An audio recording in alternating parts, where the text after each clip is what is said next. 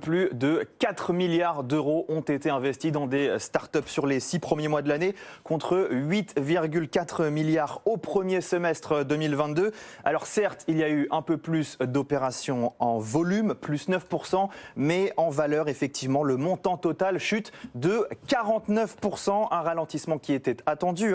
Après 2 années d'euphorie, les conditions de financement sont aujourd'hui devenues beaucoup plus délicates depuis le relèvement des taux. Et par ailleurs, alors qu'au premier semestre de l'année dernière, on avait eu plusieurs tours de table absolument records. On se souvient de Conto qui avait par exemple levé près de 500 millions d'euros. Eh bien, ces gros investissements, ils n'ont pas eu lieu en ce début d'année. Seuls 7 tours de table ont dépassé les 100 millions d'euros. Raphaël, il y a quand même des secteurs qui résistent.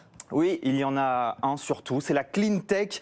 C'est le seul secteur qui est en progression. Les startups spécialisées dans la transition écologique ont levé 1,2 milliard d'euros au premier semestre. En revanche, on observe une baisse de 82% des montants investis dans les fintech, de 57% dans les logiciels pour entreprises. Bref, les startups qui crament trop d'argent ne sont plus à la mode, résume EY.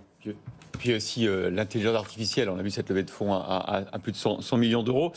Quand on se compare quand même, on se rassure, Raphaël, si cette chute a lieu un petit peu partout dans le monde, la France semble rester l'écosystème le plus attractif aujourd'hui. Oui, absolument. Si on regarde l'Europe, le Royaume-Uni continue de faire la course en tête avec 7 milliards d'euros de montants investis. Mais la France est juste derrière et devance toujours l'Allemagne. Donc effectivement, sur la première place du podium de l'Union européenne, l'écart entre la France et le Royaume-Uni continue d'ailleurs de se réduire. L'année dernière, les startups françaises avaient levé 2,5 fois moins que les startups britanniques. On voit cette année que cet écart, il est bien en dessous de 2.